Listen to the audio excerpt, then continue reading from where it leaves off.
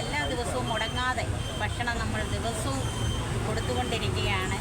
എല്ലാ സുമനസ്സുകളായ ഒരുപാട് പേരുടെ സഹായത്താലാണ് നമ്മുടെ ഈ ഭക്ഷണ വിതരണം മുടങ്ങാതെ നമ്മൾ നടത്തിപ്പോരുന്നത്.